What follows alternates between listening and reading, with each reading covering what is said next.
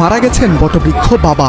শোকে কাতর হয়ে কান্নাকাটির বদলে উল্টো চুল টানাটানি শুরু করেছে সন্তানরা। মৃত্যুর আগে যে মেয়ের নামে জমি লিখে দিয়ে গেছে বাবা, নিজের জমিতে সেই বাবার কবর দিতে মেয়ে আপত্তি করছেন বলে অভিযোগ করেছেন। আল্লাহর হাবিব বলে দিয়েছেন, যেই সন্তানটা বাবার অবাধ্য এই সন্তানটা আল্লাহর অবাধ্য। যেই সন্তানকে বাবা সহ্য করতে পারে না একে আল্লাহ নিজেও সহ্য করে না। বাবা মার মর্যাদাটা আপনাকে আমাকে বন্ধু বুঝে নিতে হবে। আমার দিকে তাকান।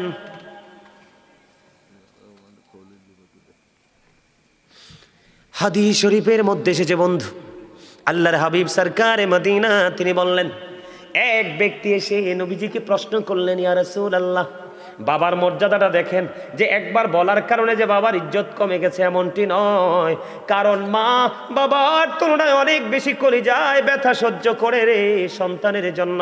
মায়ের মতো ত্যাগী নারী পৃথিবীতে আর কেউ হতে পারে না। আমরা যদিও পুরুষ, বাংলা জমিনে দেখেন অনেক এক্সাম্পল আছে বন্ধু, অনেক মৌলবী পর্যন্ত আছে, হাফেজ পর্যন্ত আছে, আলেম পর্যন্ত আছে, সন্তান একটা দুইটা ফালাই চলে গেছে, কিন্তু এমনও মা আছে রে একটা সন্তানের দিকে তাকায়া তার জীবন দুটো হাদিস থেকে আমরা জানতে পারলাম ভালোবাসলেও কাকে আগে। আল্লাহর পছন্দের কাজ হলো বাবা মাকে ভালোবাসা, তাদের সাথে মিষ্টি আচরণ করা। আবার যদি আল্লাহর অপছন্দের কাজ কোনটা জানতে চাই, এখানেও নবীজি জানিয়ে দিয়েছেন আল্লাহর অপছন্দের কাজ হলো বাবা মার কলিজায় আগুন দেওয়া। জোরে জোরে বলেন নাউজুবিল্লাহ।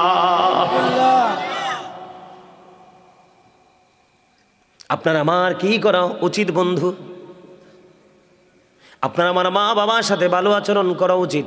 নবীজি হাদিস শরীফ বর্ণনা করেছেন, হযরত আবু হুরায়রা রাদিয়াল্লাহু তাআলা আনহু থেকে হাদিস কানা বর্ণিত, আপনার আমার প্রাণের নবী, দু জাহানের বাদশা নবী, রাহমাতাল লিল আলামিন নবী, তিনি বলে দিয়েছেন, হতভাগা সে, হতভাগা সে, হতভাগা সে। ইয়া রাসূলুল্লাহ, কে গো সেই হতভাগা? ইয়া রাসূলুল্লাহ, আমার নবীজি জানিয়ে দিয়েছেন বাবা মা উভয় বেঁচে আছে অথবা একজন বেঁচে আছে। এই একজন অথবা দুইজনকে পাইলো, পাওয়ার পরেও যদি সন্তান বাবা মাকে ভালোবেসে আদর করে সম্মান দিয়ে মর্যাদা দিয়ে যদি জান্নাতি হতে না পারে, আল্লাহর প্রিয় হতে না পারে, আল্লাহর দিদার প্রাপ্ত বান্দাদের অন্তর্ভুক্ত হতে না পারে, তাহলে তার মতো হতভাগার কেউ হতে পারে না। আমাদের অনেকের বাবা মা দুজনই আছে। আমার নিজের একবারে কাছের মানুষ দেখছি, বিয়ের পরে বউ নিয়ে বন্ধু, বাবা নাই, মা আছে, ঘরে উপযুক্ত বোন আছে। বিয়ের পরে বিবির কথা অনুযায়ী মা বাবা মা ছেড়ে অনেক দূরে চলে এসেছে, মায়ের খবর নেয় না।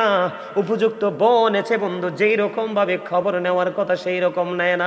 আমার আশেপাশে আমি দেখেছি বন্ধু, মা অসুস্থ হয়ে আছে, চোখে দেখে না, হাঁটতে পারে না, সন্তান বিবি নিয়ে সন্তানদেরকে নিয়ে মন খোলাসাভাবে চলাফেরা করছে, মাকে হাঁটায় না।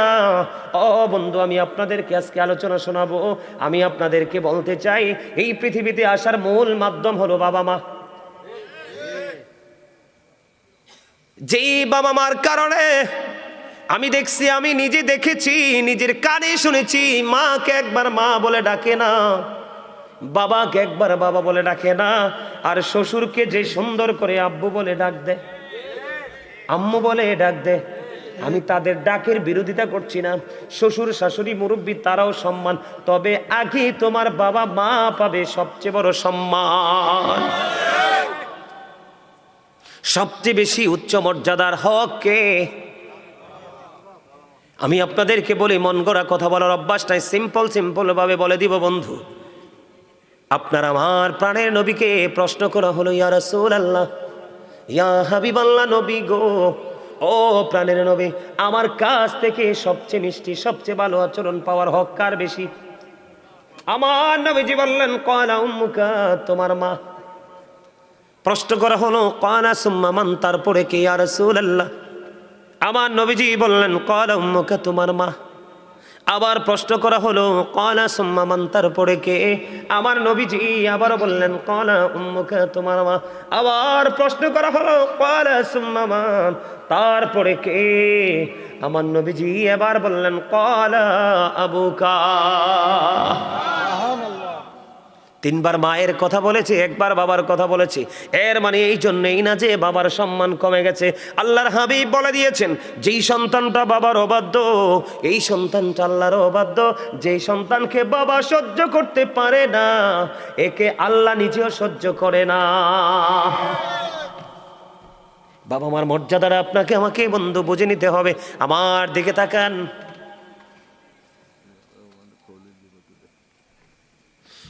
হাদিস শরীফের মধ্যে এসেছে বন্ধু, আল্লাহর হাবিব সরকারে মদিনা তিনি বললেন, এক ব্যক্তি এসে নবীজিকে প্রশ্ন করলেন, ইয়া রাসূলুল্লাহ, বাবার মর্যাদাটা দেখেন, যে একবার বলার কারণে যে বাবার ইজ্জত কমে গেছে এমনটি নয়, কারণ মা বাবার তুলনায় অনেক বেশি কলিজায় ব্যথা সহ্য করে রে সন্তানের জন্য।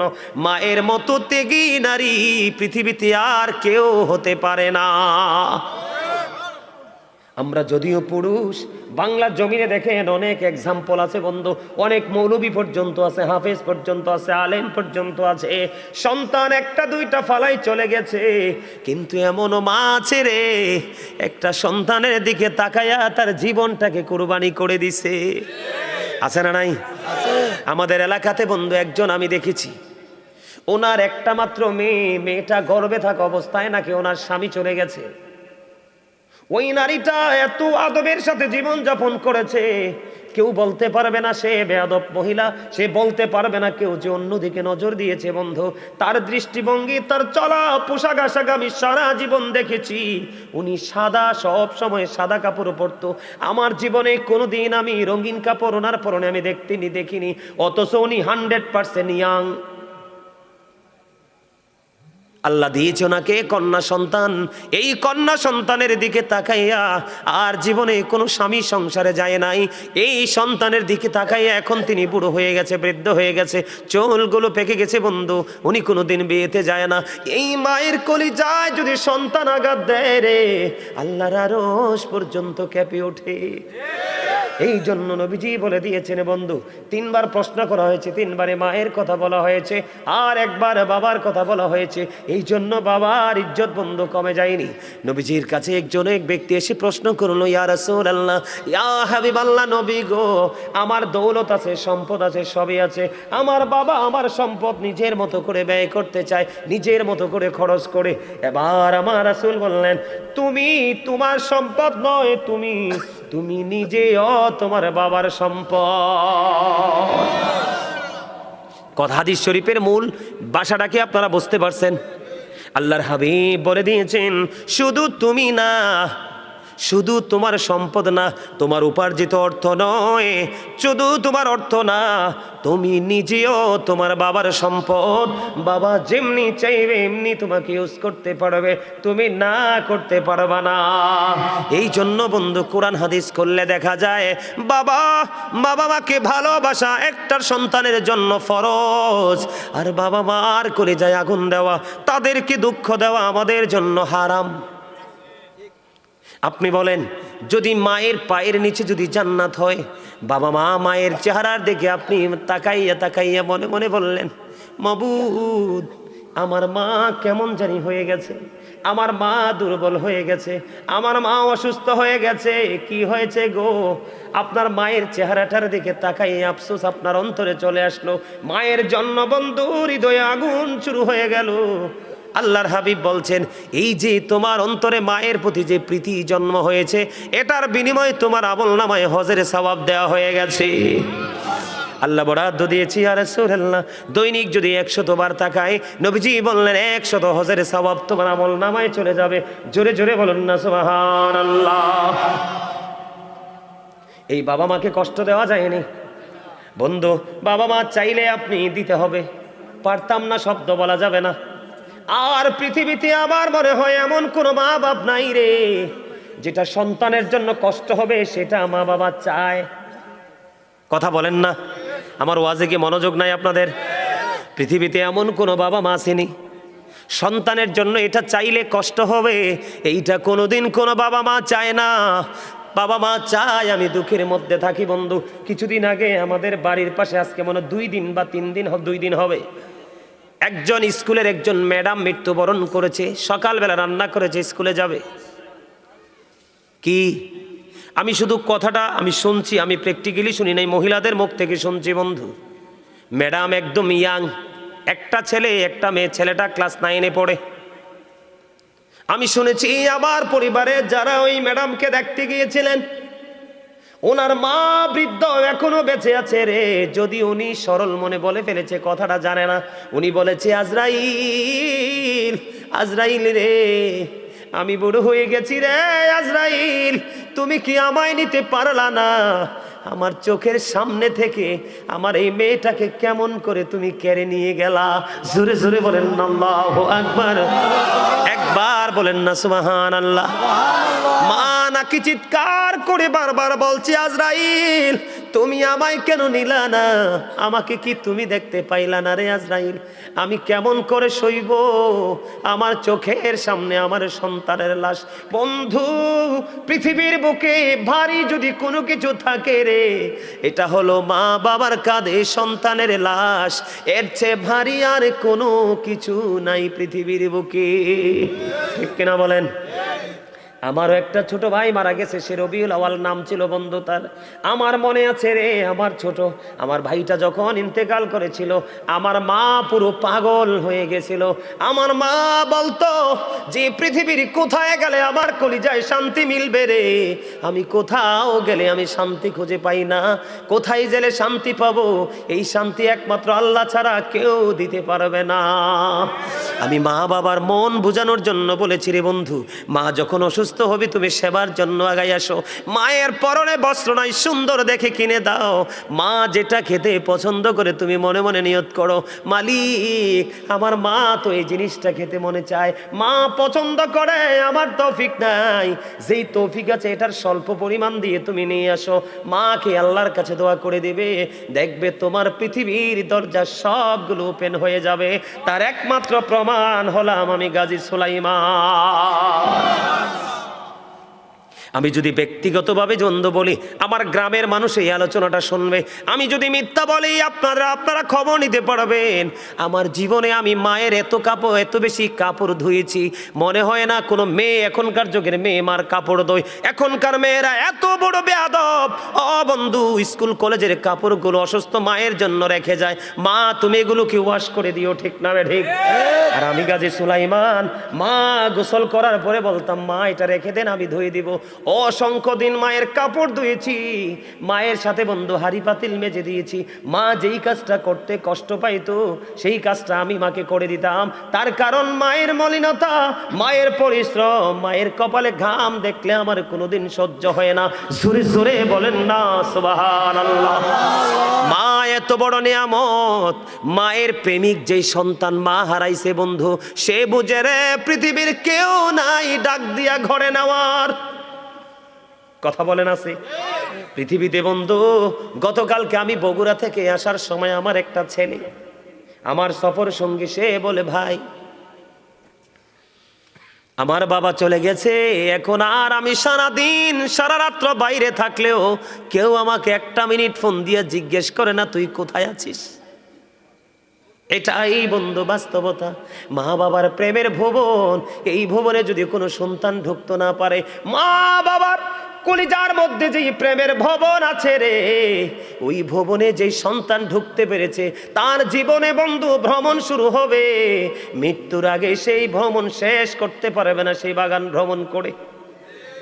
এটা পৃথিবীর সকল কিছুর চাইতে বড় মা বাবার কলিজায় বন্ধু যেই বাগানটা আছে।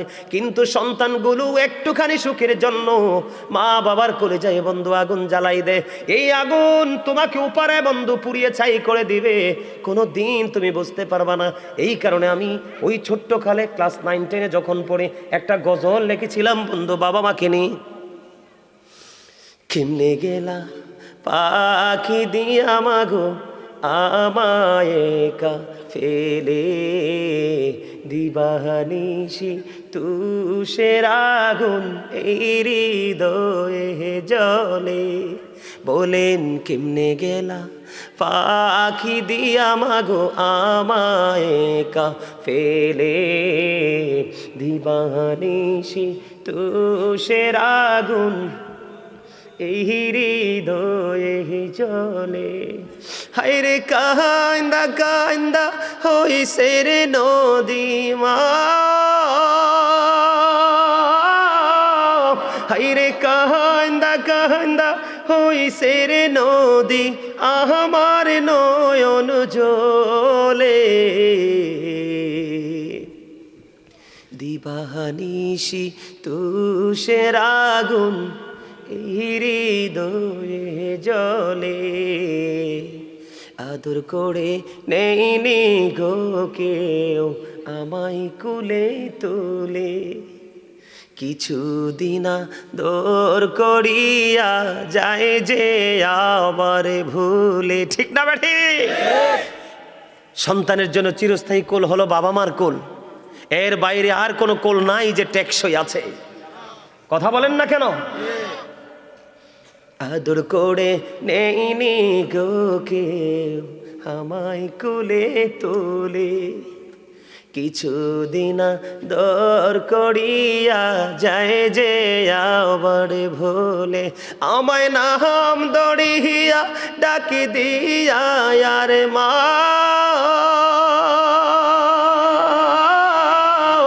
আমায় নাম দড়িয়া ডাকি দিয়া আর কে নিবে রে ঘরে, দিবানিশি তুষের আগুন এই হৃদয়ে জলে। ঠিক না বা ঠিক? ডাক দিয়ে নেওয়ার মতো কেউ আসেনি। বন্ধু, সেই ছোট্ট থাকতেই গজলটা লিখেছিলাম, অনেকবার অনলাইন থেকে ভাল লাগলে শুনে নেবেন। যেটা আমি বলতে চেয়েছিলাম বন্ধু, বাবার অবাধ্য হইলে আল্লাহর অবাধ্য। বাবা যা চায় তা দিতে হবে, মা যা চায় তা দিতে হবে, মাকে কষ্ট দেওয়া যাবে না। বন্ধুরে আমার, যদি কষ্ট দাও তুমি আল্লাহ এবং আল্লাহর হাবিবের কথার উপর কথা বলেছো, আল্লাহ রাসূলের কণ্ঠস্বরের উপর তুমি কণ্ঠস্বর উঁচু করেছো, আল্লাহর হাবিব বলেছে তুমি করো না, তুমি করেছো। কথা বুঝতে পারছেন নি? বন্ধুরে আমার, আল্লাহর হাবিবের কণ্ঠস্বরের ওপর যদি আপনার কণ্ঠস্বরটা উঁচু হয়ে যায়, আপনার জীবনের যত কর্ম এগুলো মনের অজান্তে বন্ধু শেষ হয়ে যাবে। জোরে জোরে বলেন আল্লাহু আকবার। আমি আপনাদেরকে বন্ধু একটা হাদিস শরীফের একটা অংশ বিশেষ আপনাদের সামনে তুলে ধরবো। ছোট্ট একটা হাদিস, আমার দিকে তাকান, আমি আগে নেগেটিভটা আপনাদের সামনে তুলে ধরবো বন্ধু। নেগেটিভটা এমন ভাবে আমি আপনাদের সামনে তুলে ধরবো। হযরতে জুরাইজ নামে আল্লাহর একজন প্রিয় বান্দা ছিলেন। ওই জুরাইজ মানুষকে নিয়ে একত্রিত হয়ে আমল করতে তিনি পছন্দ করতেন না। লোকালয় থেকে অনেক দূরে উনি একটা হুজরা বানিয়েছিলেন। হুজরাটা বানিয়েছিলেন তিনি মাটি দিয়ে। গভীরভাবে খেয়াল করবেন বন্ধু, অত্যন্ত গুরুত্বপূর্ণ শিক্ষা। আপনার জীবনে নামাজের সওয়াব আছে, দানের সওয়াব আছে। বন্ধু, সব ধরনের নেক আমল আপনার জীবনে আছে, কিন্তু বাবা মার সাথে ভালো সম্পর্ক নাই। আপনার এই আমল কখনোই আল্লাহর দরবারে গ্রহণযোগ্য নয়। পৃথিবীর কোনো আমল আপনাকে আল্লাহ পর্যন্ত পৌঁছাতে পারবে না, যেটা যত তাড়াতাড়ি বন্ধু বাবা মার ভালোবাসা আপনাকে নিয়ে যেতে পারবে। আপনারা এখান থেকে শিখতে পারবেন বন্ধু। অনেক আলোচনা করব, থাকবেন তো? সবাই শুনতে রাজি তো? কে কে শুনতে রাজি হাত তোলেন। মারহাবা।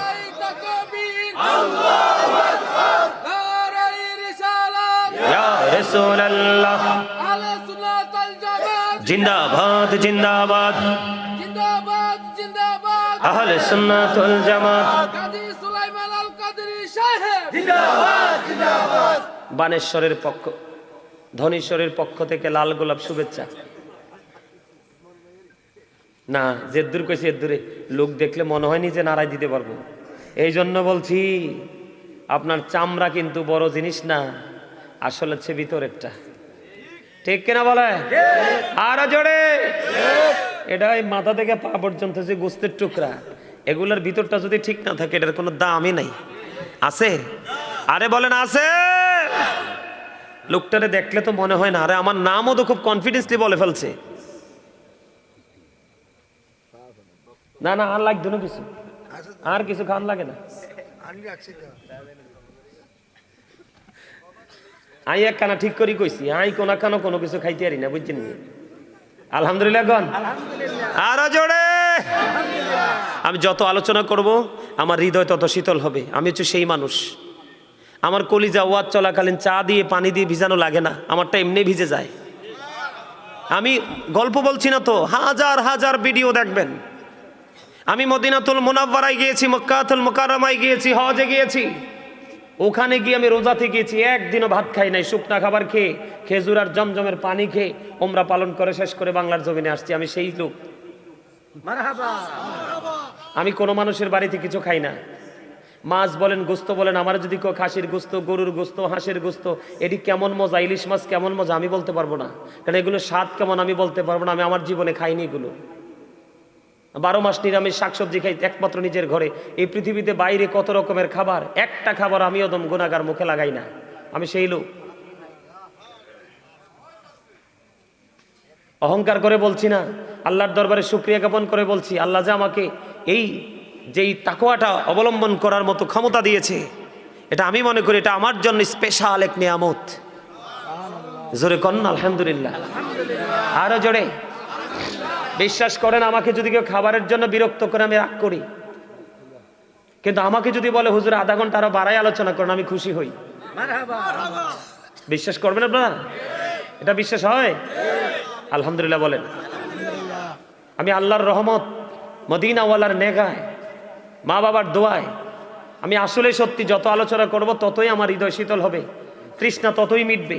আমার চা খেয়ে, দুধ খেয়ে, পানি খেয়ে, আপনারা দেখবেন চেকিং করে, আমার জীবনে কোনো রেকর্ড নাই যে ওয়াজের ময়দানে 2 ঘন্টা 3 ঘন্টা আলোচনা করেছি। ওই যে তোমরা তো ছিলে, ইসমাইল তোমরা ছিলে না ওই দিন, প্রায় 2.5 ঘন্টার উপরে আলোচনা করছি। খাইছি চা আগে দেখছো? আমার কিছু লাগে না। কনা আমিন, আরো জোরে কনা আমিন, আরো মহাব্বতে কনা আমিন। বন্ধুরে আমার, হৃদয়ে খুলে শোনো, বিশেষ করে তোমরা যুবক। আমি এখনো পর্যন্ত, আমার মা ওই দিন বলেছে, আমার গাজী সুলাইমান এখনো আমার কাছে সেই ছোট্ট ছেলে। সুবহানাল্লাহ বলবেন না? এবার বোঝেন মায়ের কলিজায় আমার বসতিটা কত বৃহৎ। একজন প্রশ্ন করেছিলেন আমার মাকে, আমার মা এক জায়গায় গিয়েছিলেন একটা দাওয়াতে আমার ফ্যামিলি পরিবার সহ। মা বলতেছে আমি চলে যাই তাড়াতাড়ি, কারণ আমার ছেলেটা প্রোগ্রামে যাবে, তাকে হাদিয়া দিতে হবে। আর একজন প্রশ্ন করেছিল, আপনি কি বললেন এইটা? আপনার এত বড় ছেলে, এটা কি ছোট্ট ছেলে নাকি যে এখনো আপনার পকেট থেকে টাকা দিতে হয়? আমার মা বলেছে, আমার ছেলের আমার টাকা ছাড়া তার দিন চলে না, রাত চলে না। প্রতিদিন আসার সময় মার কাছ থেকে গাড়ি ভাড়া নিয়ে আসি। বন্ধু বিশ্বাস করবেননি, এটা যুবক তোমাদেরকে বোঝানোর জন্য বলি রে। আমার কলিজায় মায়ের প্রতি এত বেশি রেসপেক্টেশন। মা আমার 100 টাকা লাগবে দেন, 500 টাকা লাগবে দেন, মার কাছ থেকে খুঁজে খুঁজে বাজার করি। মার কাছ থেকে এটাতে আমি অনেক প্রশান্তি পাই। যা করি সবগুলো মুট করে নিয়ে মায়ের কাছে দিয়ে দে। মা কি করেছে এটা দ্বিতীয়বার আর জিজ্ঞেস করি না, মা আপনার কাছে দিলাম, এই টাকাগুলো কি করেছেন, এটা আমি একটা বারের জন্য মাকে প্রশ্ন করি না। কারণ বন্ধু, মা যেই কষ্ট আমাকে নিয়ে করেছে রে, সারা পৃথিবী যদি মায়ের কদমে নিয়ে ফালাই, আমার চামড়া চুলে যদি জুতা বানাই দেই, আমার চামড়া দিয়ে যদি তুষক বানাই দে, তারপরেও তো মায়ের ঋণ আমি শোধ করতে পারবো না। বন্ধু আমি তোমাদেরকে বলবো, আর বছর যদি মাকে কাঁধে করে ঘোরাও রে, কাঁধে করে চড়াও রে, তাহলে একটা রাত্রের দুধ পানের ঋণ শোধ হবে না। আমরা কি বুঝতে পারি মায়ের কাছে আমরা কতটা ঋণী, বাবার কাছে আমরা কতটা ঋণী? আপনারা বোঝেন না, আল্লাহ বলেছেন আমার গোলামি করো। কি করো? আল্লাহর গোলামি করো, আল্লাহর সাথে কাউকে শরীক করিও না। এই যে লৌহে মাহফুজের কোরআন, আল্লাহর অমীয় বাণী, যেটাকে বলা হয় দা হোলি কোরআন, পবিত্র গ্রন্থ, এই গ্রন্থের মধ্যে আল্লাহ রাব্বুল আলামিন মা বাবার কথা তুলে ধরেছে একাধিক। বন্ধু সূরার মধ্যে, সূরা আনকাবুতের মধ্যে আল্লাহ রাব্বুল আলামিন বলেছেন যে আমি আমার বান্দাদেরকে অর্ডার করেছি মা বাবার সাথে সৎ ব্যবহার করার জন্য। জোরে জোরে বলেন না সুবহানাল্লাহ, আরো জোরে বলেন না সুবহানাল্লাহ। আপনারা কি দুর্বল হয়ে পড়েছেন? আরো জোরে বলেন, প্রমাণ দিই আমি আপনাদেরকে। বন্ধু আল্লাহ রাব্বুল আলামিন কি বলেছে দেখেন, ছোট্ট করে বলছি, ওয়া ওয়াসাইনাল ইনসানা বিওয়ালিদাইহি হুসনা। আল্লাহ রাব্বুল আলামিন বলে দিয়েছে, আল্লাহর বান্দাকে অর্ডার করেছে আল্লাহ রাব্বুল আলামিন, তোমরা তোমাদের বাবা মার সাথে কি করো? উত্তম আচরণ করো, ভালো আচরণ করো, প্রেমময় আচরণ করো। সুবহানাল্লাহ বলেন। আজকে মা বাবার কথা বললে অনেক সন্তান শুনতে চায় না। এরে বড়ুরা ধনেশ্বরের যুবক বন্ধু, তোমরা সবাইকে আমি আমার হৃদয় থেকে বলছি, হৃদয় খুলে শোনো। জুরিজ যেমন একজন আল্লাহওয়ালা ছিল, তিনি মানুষ নিয়ে আমল করতে পছন্দ করতেন না, মানুষের ভিড়ে তিনি থাকতে পছন্দ করতেন না। লোকালয় থেকে অনেক দূরে নির্জন একটা জায়গায় তিনি একটা হুজরা বানাইলো। হুজরা বানাইছে, তার মানে ইবাদতের জন্য একটা কেন্দ্রবিন্দু তিনি তৈরি করেছে। তিনি আমল করতেছেন, দিন যায় রাত যায়, দিন যায় রাত যায়। একদিন তিনি হুজরার মধ্যে বন্ধ নামাজের নিয়ত বাঁধলেন। নামাজের নিয়ত বাঁধা অবস্থায় মা দুঃখিনী বাইরে চলে আসলেন, এসে ডাকে, বাবা জুরিস, বাবা গো তুমি কোথায় গো বাবা? আমি মা এসেছি তোমার সাথে দেখা করার জন্য। এখন খেয়াল করবেন, গভীর খেয়াল, জুরিস কিন্তু নামাজ পড়তেছে। কি করতেছে? সেজদার চাইতে, ইমানের পরে সেজদার চাইতে দামি আমল আর কিছু আসেনি। কপালে আল্লাহ, কপালটা আল্লাহর কুদরতি কদমে ঠেকানো, এটার চেয়ে দামি আমল আসেনি। খেয়াল করবেন বন্ধু, বুখারী শরীফের হাদিস। ছেলেটা নিয়ত পর নামাজ পড়তেছে, এদিক দিয়ে হুজরার বাহিরে থেকে এসে, বন্ধু ধরেন একটা এক্সাম্পল, হুজরা বললে অনেকে বোঝে না, সাধারণ মানুষ। ধরেন ঘরের ভিতরে ছেলে নামাজ পড়ে, বাহির থেকে মা ডাকতেছে, বাবা জুরিজ, আমি মা এসেছি তোমার সাথে দেখা করবো। এবার জুরিজ ডেকে ডেকে বলে, আল্লাহ, আল্লাহ গো, আমি তো নামাজের নিয়ত বেঁধে ফেলেছি, এখন আমি কি আমার মায়ের ডাকে সাড়া দিব, নাকি আমি নামাজখানা চালিয়ে যাব? ওই সন্তান হযরত জুরিজ, আল্লাহর বুজুর্গ বান্দা, সে কি করলেন? মায়ের ডাকে সাড়া দিলেন না। সাড়া না দিয়ে তিনি নামাজটাই চালিয়ে গেলেন। নামাজ শেষ হলো। নামাজ শেষ করার পরে এবার বাইরে এসে চাইয়ে দেখে মা দুঃখিনী, বন্ধু বাইরে নাই, চলে গেছে। একদিন চলে গেল, জোরে কন্না আল্লাহু আকবার। আজকের একদিন চলে গেল বন্ধু, আবার দ্বিতীয় দিন দেখেন ভাগ্যের কি নির্মম পরিহাস, এবং আমাদের জন্য কত বড় শিক্ষা। আল্লাহর হাবিব এই হাদিসের অংশ বিশেষ একটা মুমিনের জন্যই যথেষ্ট, আর বেশি ওয়াজের দরকার নাই বন্ধু। এবার কি করলেন হযরতে জুরিজ? আবার দ্বিতীয় দিন তিনি আবারও নামাজরত অবস্থায়, নামাজ চলাকালীন মা দুঃখিনী আসলো। মা দুঃখিনী এসে ডেকে ডেকে বললেন, বাবা, বাবা গো, আমি আজকে এসেছি তোমার সাথে একটু দেখা করবো গো বাবা, তুমি আমাকে একটু দেখা দাও। এবার আজকেও জুরিজ মনে মনে ভাবে আগের মতো, মনিব, ও আমার মাওলা, আমি আজকেও তো নামাজরত অবস্থায়, আমি কি নামাজ চালিয়ে যাব, নাকি আমার মায়ের ডাকে আমি সাড়া দেব? আজকেও ছেলেটা মায়ের ডাকে সাড়া দিলেন না, চিন্তা করতেছেন আমি আগে নামাজটা শেষ করে ফেলি। নামাজ যখন শেষ হয়ে গেল বন্ধু, দ্বিতীয় দিন বাইরে এসে চাইয়া দেখে আজকে তো মা নাই। মা আজকেও চলে গেছে। 2 দিন পার হয়ে গেল বন্ধু। তৃতীয় দিন আবার আসলো। তৃতীয় দিন আবার আসার পরে চাইয়া দেখে হযরত জুরিজ আজকেও বন্ধু নামাজরত অবস্থায়। মা বারবার ডাকে, বাবা, বাবা গো, এক এক করে 2 দিন তোমার কাছে আসলাম গো বাবা, দেখা হলো না, আজকে এসেছি বাবা, আমি তোমার সাথে দেখা করব। আজকেও হযরত জুরিজ তিনি বলতেছে, আমি আজকেও তো নামাজরত অবস্থায়, আমি কি নামাজ চালিয়ে যাব গো, নাকি আমি আমার মায়ের ডাকে সাড়া দিব? ওই 2 দিনের মতো আজকেও তিনি চিন্তা করলেন, আমি আজকেও সাড়া দিব না, নামাজটা শেষ করেই মায়ের ডাকে সাড়া দিব বন্ধু। হাদিস শরীফ প্রমাণ করেছে, এক এক করে 3 দিন পার হয়ে গেল, ছেলেটা নামাজরত অবস্থায় মায়ের ডাকে সাড়া দিল না, মায়ের সাথে দেখা করলো না।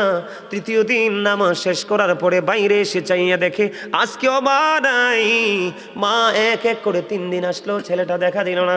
যাওয়ার সময় মা আল্লাহর কাছে দরখাস্ত দিয়ে গেল, মনিব, আমি এক এক করে 3 দিন ছেলেটার সাথে দেখা করতে আসলাম, ছেলেটা আমায় দেখা দিল না, আমি মা আজকে তোমার কাছে দরখাস্ত দিয়ে গেলাম, তাকে বেশ্যা মহিলার মুখ না দেখাইয়া মরণ দিও না। জোরে জোরে বলেন নাউজুবিল্লাহ।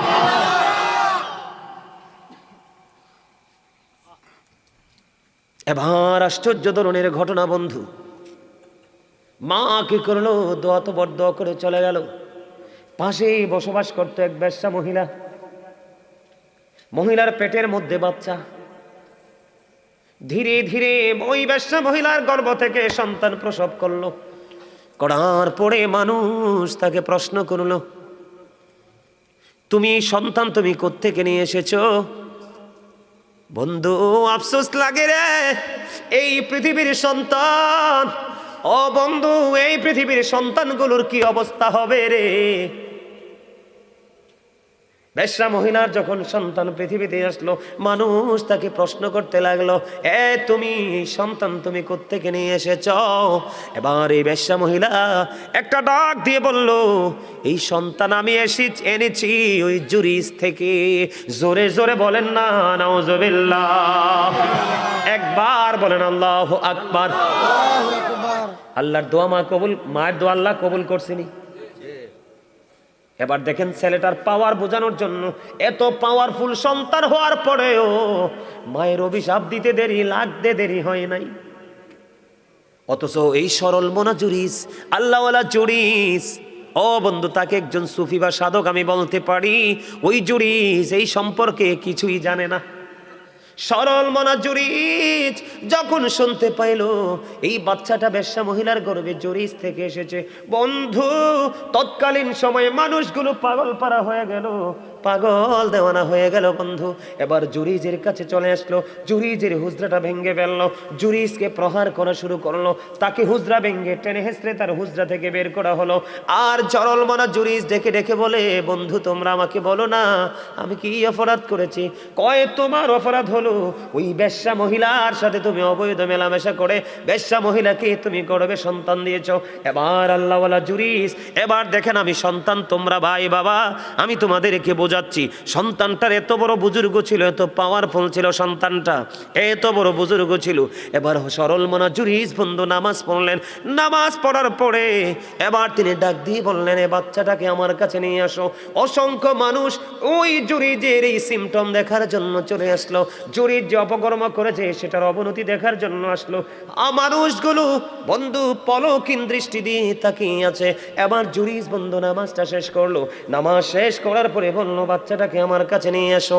বাচ্চাটাকে যখন তার কাছে নিয়ে আসা হলো, এবার জুরিজের বরকতময় হাত ওই বাচ্চাটার পেটটার উপর রেখে বাচ্চাটাকে একটা ডাক দিয়ে বললো, বাবু বাবু বলো না তোমার বাবাকে। এবার বন্ধু ছোট্ট মাসুম বাচ্চা, নবজাত শিশু, এবার ওই শিশুর অটোমেটিক্যালি জবান খুলে গেল। ও বন্ধু যেমনি জবান খুলে গিয়েছিল ঈসা রুহুল্লাহর, সুবহানাল্লাহ বলেন না, তেমনি ভাবে ওই অবলা ছোট্ট শিশুটার জবান খুলে গেল। এবার ওই ছোট্ট শিশু জুরিদের হাত পেটটার উপর রাখতে দেরি ছোট্ট শিশু ডাক দিয়ে বলল, ওই রাখাল আমার বাবা। জোরে জোরে বলেন না সুবহানাল্লাহ, একবার পড়েন আল্লাহু আকবার। এখান থেকে কিছু বুঝতে পারছেন নি আপনারা? জুরিজের পাওয়ার আসেনি, মর্যাদা আসেনি। যার মর্যাদাকে বৃদ্ধি করার জন্য ছোট্ট বাচ্চার জবান দ্বারা প্রমাণ করে দেয় আমার আল্লাহ কতটা আল্লাহর প্রিয় বান্দা। কিন্তু মা যে দোয়া তোর করে দিল, 3 দিন করে দেখা করতে আসলাম, দেখা দিলা না। বেশ্যা মহিলার সাথে তোমাকে কি করতে হবে? যুক্ত হতে হবে। হইছে কি হইছে না? আরো জোরে বলেন। পরে তৎকালীন সময় মানুষগুলো জুরিদের হাত চুমু খেতে লাগলো, জুরিদের অঙ্গ প্রত্যঙ্গ চুমু খেতে লাগলো। আবার বলল, রে জুরিস আমরা অন্যায় করেছি, তোমার এই হুজরাটাকে আমরা স্বর্ণ দিয়ে আবার বাধাই করে দিব। জুরিস বলল, না না আমার স্বর্ণের কোনো লালসা নাই রে, আমাকে তোমরা মাটি দিয়ে হুজরাটা বানায়া দাও। কত বড় তাকওয়া, কত বড় আল্লাহওয়ালা হযরত জুরিস। তারপরেও মাকে কিন্তু সে গালি দেয় নাই, বকা দেয় নাই, শুধু দেখা করতে আসছে, সন্তানকে দেখা দিল না। আল্লাহ রাব্বুল আলামিনের কাছে দরখাস্ত দিল, কবুল হয়ে গেল। এই যুগের ছেলেদের কিন্তু অত বড় বুজুর্গি নাই, এত বড় তাকওয়া নাই। তারা কোথায় আছে, কোথায় থাকবে, কোথায় যাবে সেটার খবরও নাই। তাহলে আপনারা বলেন, এই সন্তানের প্রতি যদি বাবা মা বিরক্ত হয় তাদের কোনো উপায় থাকবে না।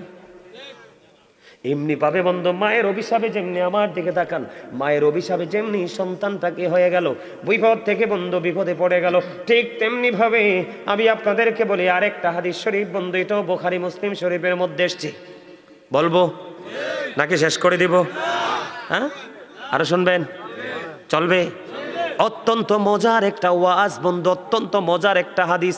এখান থেকে সত্যিকারের মুমিন যারা রে, ও বন্ধু আপনাদেরকে আমি এর মাঝখান দিয়ে আরেকটা মেসেজ দিয়ে দিই।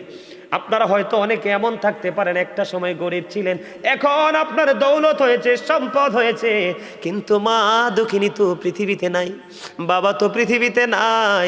এখন আপনি মনে মনে চিন্তা করেন, হুজুর আমার বাবা মা পৃথিবীতে যখন ছিল গো, আমার তো দৌলত ছিল না, এখন মা বাবা তো পৃথিবী থেকে চলে গেল, আমাকে আল্লাহ দৌলত দিয়েছে, আমি তো বাবা মাকে ভালোবাসতে পারি না, আমি আমার মা বাবাকে ভালোবাসতে চাই। সবার পরে আমি কোনভাবে ভালোবাসবেন মৃত বাবা মাকে, আমি সেই টেকনিকটাও শিখাই দিয়ে যাব। তবে বন্ধু, এই সুস্থ সন্তান যেমনি করে মায়ের অভিশাপে বরদোয়ায় পড়েছে, ঠিক তেমনি ভাবে বিপদগ্রস্ত সন্তান কিভাবে মায়ের দোয়ায় বিপদ থেকে বেঁচে গেছে। বুখারী এবং মুসলিম শরীফ থেকে একটা হাদিস শরীফ, বনী ইসরাইলের 3 জন লোক, আমার দিকে তাকান, আমি রাবির নামটা বললাম না, বনী ইসরাইলের 3 জন লোক বন্ধু, তারা ভ্রমণে বের হলো, সফরে বের হলো। সফর করতে করতে করতে করতে করতে করতে করতে করতে বন্ধু সন্ধ্যা ডানা মেলে দিল, সূর্য তার আপন গন্তব্যে লুকিয়ে গেল, সন্ধ্যা ডানা মেলে দিল, দিবালক বন্ধু চলে গেল। এবার তারা কি করলেন, ওই পাহাড়ের গুহার মধ্যে অবস্থান করলেন। যেই দরজাটা দিয়ে তারা গুহার মধ্যে প্রবেশ করেছে, গুহার মধ্যে ঢুকেছে 3 জন। কয়জন? গুহার মধ্যে বন্ধু ঢুকেছে 3 জন লোক। 3 জন লোক ঢোকার পরে এবার কি করলো, অটোমেটিক্যালি হঠাৎ করে পাহাড় থেকে বিশাল একটা পাহাড় ধসে পড়লো। ভাগ্যক্রমে ওই পাহাড় বন্ধু, এই পাথরটা তাদের দরজা বরাবর পড়েছে। হাদিস শরীফের মধ্যে এসেছে, পৃথিবীর কেউ নাই, পৃথিবীর কারো কোনো ক্ষমতা নাই, আল্লাহ ছাড়াই পাথরটা সরাইবার দরজা থেকে। কত বড় বিপদ চিন্তা করছেন নি? কয়জন লোক? 3 জন লোক, বনী ইসরাইলের 3 জন লোক, তারা এটার মধ্যে পড়ে বিপদে পড়ে গেল। 3 জন এটার মধ্যে বন্ধু আফসোস করতেছে, কি করব এখন, এত বড় পাথর দরজার মুখটা ফিলাপ করে দিছে, আমরা এখান থেকে কেমন করে বের হব? চিন্তা করতে করতে করতে করতে 3 জন মিলে একটা পরামর্শ করলেন। যেমন আজকে আপনাদের এই প্রোগ্রামটা একটা কিন্তু এদের মতো একটা এক্সাম্পল হতে পারে, যদি মন দিয়ে, হৃদয় দিয়ে, ভালোবাসা দিয়ে শুনতে পারেন। 3 জন পরামর্শ করলো, বন্ধু আমরা 3 জন তো বিপদে পড়ে গেছি, এখন বিপদ থেকে তোমাদেরকে বাঁচতে হবে, কি করণীয়? 3 জন মিলে পরামর্শ করে একটা সমাধান বের করলেন। সমাধানটা হলো, তারা 3 জন মিলে চিন্তা করলেন, আমাদের জীবনে তো অনেক ভালো কাজ করেছি, আমাদের জীবনে তো অনেক নেক কর্ম করেছে, প্রত্যেকের জীবনে স্পেসিফিক কোনো ভালো কাজের উসিলা দিয়ে আল্লাহর কাছে দরখাস্ত দাও, দেখি রে আল্লাহ আমাদেরকে বড় বিপদ থেকে বাঁচাই কিনা। সুবহানাল্লাহ বলেন না, আরো জোরে বলেন না সুবহানাল্লাহ। সুবহানাল্লাহ আলহামদুলিল্লাহ লা ইলাহা ইল্লাল্লাহ, সুবহানাল্লাহ আলহামদুলিল্লাহ লা ইলাহা ইল্লাল্লাহ, লা ইলাহা ইল্লাল্লাহ। নবী আমার নূরের ফুতুল, জগৎ করলেন ও জালা, নবী আমার নূরের ফুতুল, জগৎ করলেন ও জালা, রোজ হাসরে করবেন তিনি উম্মতের ফয়সালা। সুবহানাল্লাহ আলহামদুলিল্লাহ, মহাপতে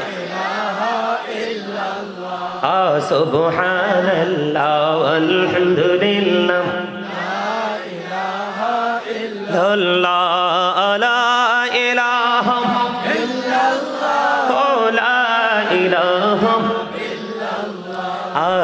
আরশ কুরসি লৌহ কলম সৃষ্টি যাহার ওসিলা, আনিছি আল্লাহ খুশি হইয়া নাম রাখিলেন হাবিবুল্লাহ।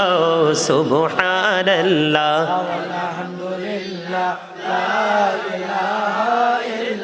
লা ইলাহা ইল্লাল্লাহ মুহাম্মাদুর রাসূলুল্লাহ সাল্লাল্লাহু আলাইহি ওয়াসাল্লাম।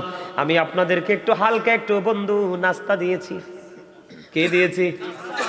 আলোচনার সময় অনুযায়ী এটা আপনাদের লাঞ্চ টাইম। কারণ সকালে শুরু হয়েছে, তার মানে বিকাল থেকে শুরু হয়েছে, রাত্র 12টা পার হয়ে গেছে, তার মানে 100% এটা আপনাদের যারা জান্নাতের বাগানের মেহমান তাদের জন্য লাঞ্চ টাইম।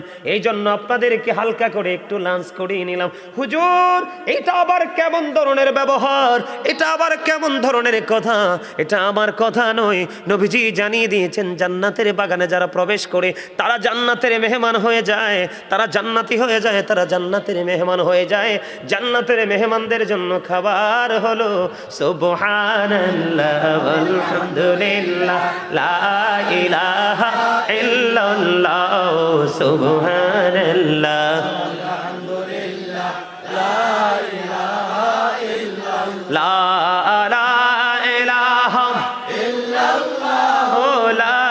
ইলাহা লা ইলাহা ইল্লাল্লাহ মুহাম্মাদুর রাসূলুল্লাহ সাল্লাল্লাহু আলাইহি ওয়াসাল্লাম। ও বন্ধু, এই নাস্তার স্বাদ হলো ব্যতিক্রম। পৃথিবীর বুকে দুপুরবেলা যে লাঞ্চ আমরা করি প্রতিদিন, ওই লাঞ্চ থেকে আসে দেহের প্রশান্তি। আর মাহফিলে আপনাদেরকে যে লাঞ্চ আমি করিয়েছি, ওই লাঞ্চ থেকে আসে আপনার রুহের প্রশান্তি। দুই ধরনের খাবার লাগে মুমিনের প্রতিদিন। একটা হলো পৃথিবী থেকে খুঁজে বের করা হয়, পৃথিবী থেকে খাওয়া হয়, এটা হলো মুমিনের দেহের খোরাক।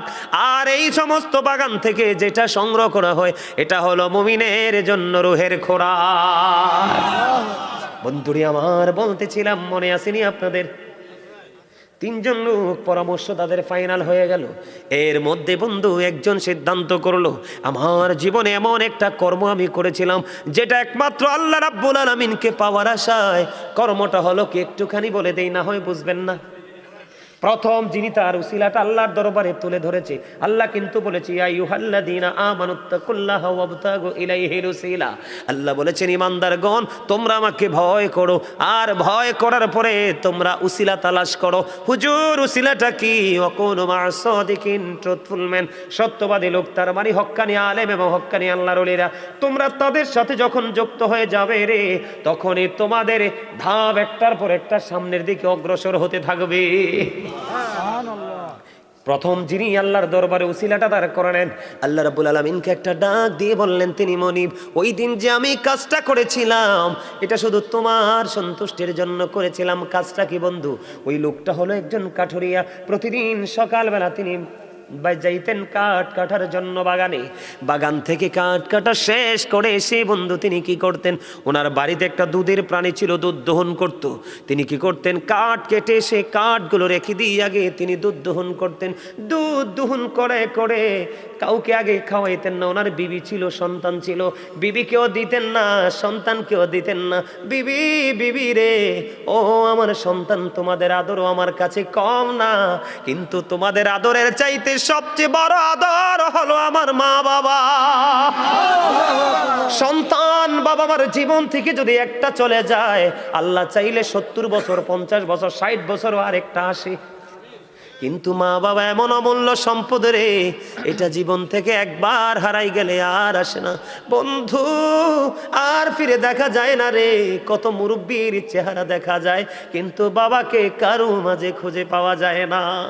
আত্মীয় স্বজন কত বৃদ্ধা আমরা দেখতে পাই রে, মায়ের প্রতিচ্ছবি কতজনের মাঝে আমরা খুঁজে পাই, কিন্তু মা তো নাই, চিরদিনের জন্য চলে গেছে অচিন দেশে। বন্ধু, ওই ছেলে কাঠুরিয়াটা ডাক দিয়ে বললেন, বন্ধু, এমনি করে করে প্রতিদিন তিনি দুধ পান করায় মাকে আগে আইসা। বন্ধু, একদিন তিনি দেরি করে আসলেন, আজকে আইসা দেখে বাবা মা ঘুমাই গেছে। বাবা মা যখন ঘুমিয়ে গেল, ইনি কিন্তু ধারাবাহিকভাবে তিনি একটা পাতিল হাতুনি তিনি দুধ দহন করেছে। হাদিস শরীফের মধ্যে সে যে দুধটা দহন করার পরে এবার ওনার সন্তান ডাক দিয়ে বলল, বাবা, বাবা গো, আমাকে একটুখানি দুধ দাও না, আমি দুধ পান করব। ওই কাঠুরিয়া ডাক দিয়ে বলল, না না, আমার মা ঘুমিয়ে গেছে তো কি হয়েছে রে, আমি যতক্ষণ না পর্যন্ত আমাকে দুধ খাওয়াইতে না পারবো ততক্ষণ আমি কাউকে দুধ দিব দিব না, এবং আমি আমার মায়ের রুমের দরজাটাও আমি ছাড়বো না। বন্ধু, কেমন সন্তান ওই কাঠুরিয়া! কাঠুরিয়া কি করলো? মা যে জায়গার মধ্যে ঘুমাইছে, ও বন্ধু, দুধের পাত্রটা হাতে নিয়ে দাঁড়াইয়া রইল। দাঁড়াইয়া থাকতে থাকতে ফজরের আজান হয়ে গেল। মা দুঃখিনী বন্ধু উজু বানাইলো। উজু বানাইয়া যখন ফ্রেশ শেষ হয়ে গেল, ওই কাঠুরিয়া আগে তার মাকে দুধ পান করাইলো। এই যে দুধ পান করিলেন, সন্তানকে দিলেন না, বিবিকে দিলেন না। সন্তান অনেক বেশি ডাকাডাকির করার পরেও বাবার মনটা গলাইতে পারলো না। ওই দিন ওই কাজটা শুধু করেছি আমি একটা মাত্র কারণে, ওই যে আল্লাহ বলেছেন অবিল ওয়ালিদাইন ইহসানা, মা বাবার সাথে মিষ্টি মধুর সৎ আচরণ করো। আমি আল্লাহ সেদিন এই ব্যবহার করেছিলাম তুমি মালিকের খুশি করার জন্য। ওই দিনের আমল যদি তুমি কবুল করে থাকো, ওই দিনের গোলামি যদি তুমি কবুল করে থাকো, তাহলে আমাকে আজকে এই বিপদ থেকে উদ্ধার করো। বন্ধু, ও বড়রা, ধনীশ্বরের ভাই, আমার বাবা গো, আমার মা বোনদেরকে ডেকে ডেকে বলছে গো, হৃদয়ের জানালাটা খুলে দাও, বাবা মা কেমন একটু বুঝে নাও। এবার কি করলেন বন্ধু, আল্লাহর কুদরতে সন্তান যখন দোয়া করলেন, দোয়া শেষ হইতে দেরি রে, চাইয়া দেখে পাথরটা আল্লাহর কুদরতে একটুখানি সরে গেছে। কিন্তু হাদিস শরীফের মধ্যে এসেছে, কিন্তু সরে গেলে লাভ হবে না, কিন্তু ব্যর্থ হওয়া যাবে না। একটুখানি সরে গেছে বটে, কিন্তু বের হওয়ার কোনো সুযোগ নাই। এবার দ্বিতীয় ব্যক্তি খেয়াল করবেন, এটা বর্তমানে আমাদের সমাজের সবচেয়ে বেশি নোংরামি। একটা অপশন, আরো দুইটা আছে, কিন্তু এটা এই আলোচনার সাথে না। তারপর আমি আপনাদেরকে একটুখানি শোনাই বন্ধু, শুনবেন তো। দ্বিতীয় ব্যক্তি কোন উসিলা দিয়ে আল্লাহর কাছে সাহায্য চাইলেন? দ্বিতীয় ব্যক্তির আচরণ ছিল কেমন জানেননি? উনি ওনার একজন চাচাতো বোনকে তিনি খুব ভালোবাসতেন এবং ফিজিক্যাল মিলামেশার জন্য চেষ্টাও তিনি করেছেন, কিন্তু কোনোভাবেই তিনি মেয়েটাকে রাজি করতে পারে না। একটা সময় পৃথিবীর বুকে বন্ধু দুর্ভিক্ষ শুরু হয়ে গেল। দুর্ভিক্ষ যখন শুরু হয়ে গেল, দুর্ভিক্ষ শুরু হয়ে যাওয়ার পরে এবার তিনি ওই মেয়েটাকে 200 দিরহাম দিলেন। কয় দিরহাম? 200 দিরহাম দিলেন। ওই মেয়েটাকে 200 দিরহাম দিলেন এবং তার যে মনের আশা আকাঙ্ক্ষা পূরণ করার জন্য একেবারে মেয়েটার কাছাকাছি চলে গেল। খেয়াল করবেন যুবক, তোমরা আজকে এখান থেকে শিক্ষা নাও। যুবকটা মেয়েটার একবারই কাছাকাছি চলে গেল। দেখবেন ইমানদারের ইমানি জজবা কত শক্ত। আল্লাহর হাবিব বলেছে, হাদিস শরীফের মধ্যে এসেছে, যেখানে বেগান একজন পুরুষ এবং বেগান একজন নারী থাকে, এখানে তৃতীয় পার্সন থাকে শয়তান, ওখানেই জিনা ব্যভিচারের সম্ভাবনা বেশি থাকে। কিন্তু বন্ধু দুজনকে পরিচয় আছে, একজন আরেকজনকে কাছে পেতে চায়। কিন্তু বন্ধু, সবচেয়ে বড় মজার খবর হলো গো, আপনি একটুখানি নজর দিয়ে চাইয়া দেখেন, ছেলেটা মেয়েটার একবারে কাছাকাছি গেছে। আমি আর অত কাছে গেছে সেটা বলতে চাই না, লজ্জাজনক বিষয়, আমার কাছে খারাপ লাগে। তার মানে একেবারেই ছেলেটা মেয়েটার কাছাকাছি চলে গেল। মেয়েটা এতটাই আল্লাহওয়ালা ছিল, আল্লাহ রাসূল প্রেমিক ছিল। মেয়েটা ওই দ্বিতীয় ব্যক্তিকে একটা ডাক দিয়ে বলল, না না, তুমি আমার ইজ্জত হরণ করে নিয়ে যাও না। আমাকে যিনি মোহরানা দিয়ে আমাকে যিনি বিয়ে করে বিবি বানাবে, ওনার জন্য সতীত্ব রক্ষা করতে হবে আমাকে। তুমি আমাকে নষ্ট করো না, আমার ইজ্জত তুমি লুটে নিও না। বন্ধু, মেয়েটা যেমনিভাবে আপত্তি করলো, ছেলেটা তেমনিভাবে মেয়েটাকে ছেড়ে চলে আসলো। এবং ওই যে 200 দিরহাম দিয়েছিল বিনিময়, ছেলেটা ওই 200 দিরহাম পর্যন্ত দাবি তিনি ছেড়ে দিয়েছে। ওই ব্যক্তিটা হলো আজকের বিপদগ্রস্ত দ্বিতীয় ব্যক্তি। ওই ব্যক্তিটা আল্লাহর কাছে দরখাস্ত করে দিলেন, মালিক, ওই দিন আমি অপরাধের এত কাছাকাছি গিয়েছিলাম, ওখান থেকে আমি ফিরে এসেছি। মালিক, ওখান থেকে আমি সেদিন ফিরে এসেছিলাম শুধুমাত্র তুমি আল্লাহর কথা ভেবে, তুমি আল্লাহর দিদারের আশায়, তোমার সন্তুষ্টির জন্য। ওই দিনের আমল যদি তোমার দরবারে কবুল হয়ে থাকে গো, আজকে আমাকে এই বিপদ থেকে তুমি বাঁচাও। দোয়া শেষ হইতে দেরি বন্ধু গো, দোয়াটা শেষ হইতে দেরি, সঙ্গে সঙ্গে পাথরটা আরো একটু সরে যেতে দেরি করলো না। জোরে জোরে বলেন না সুবহানাল্লাহ। সুবহানাল্লাহটা কিন্তু মজা হয় না। আমার ওয়াজ কিন্তু আমি শেষ করে দিচ্ছি, আজকে চলে যাব। হয়তো বা আপনার আমার জীবনে অনেকেরই মাহফিলটা শেষ হতে পারে। এমন ভাবে মাহফিলটাতে বসুন বন্ধু, মনে করুন এটা আমার জীবনের শেষ মাহফিল, তাহলে এখান থেকে গুনাহ মাফ নিয়ে যেতে পারবেন। যদি মনে করেন এটা আমার জীবনের শেষ মাহফিল, তখন আপনার মধ্যে মানসিকতাটাই অন্যরকম হয়ে যাবে। আপনার মধ্যে এক বিকট পরিবর্তন আসবে, আপনার মধ্যে তাকওয়া চলে আসবে, আপনি অহংকার মুক্ত হয়ে যাবেন। আর যেই ব্যক্তি যত বেশি একটা ব্যক্তি অহংকার মুক্ত রে, তার কাছে তত বেশি আল্লাহর রহমতটা যুক্ত হয়ে যায়। পাথরটা একটুখানি সরে গেল।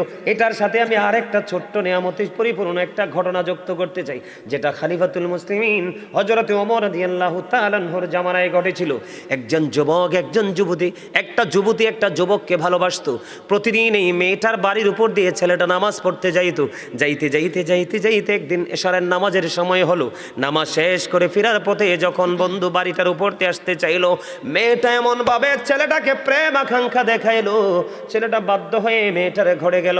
যাওয়ার পরে ছেলেটার অন্তরে, যাওয়ার পরে বন্ধু ছেলেটার অন্তরে কি হলো, আল্লাহর কাছে দাঁড়াইতে হবে, হিসাব দিতে হবে। তার মধ্যে এই ভয় কম্পন শুরু হয়ে গেল। ওই ছেলেটা সঙ্গে সঙ্গে বেহুশ হয়ে মাটিতে পড়ে যায়।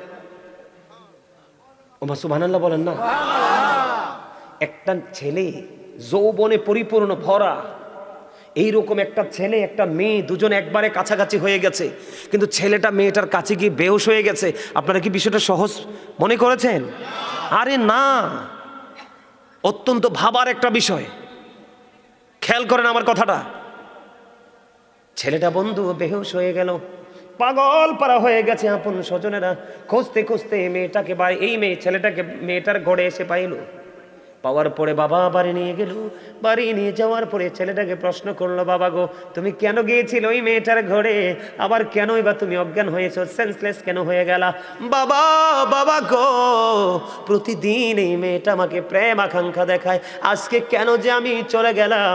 যাই হোক, আমি চলে গেছি বাবা। মেয়েটার কাছাকাছি যখন গেলাম, আমি দেখতে পাইলাম একেবারে নোংরা একটা সময়ের মধ্যে, নোংরা একটা সময়ের দিকে আমি এগিয়ে যাচ্ছি।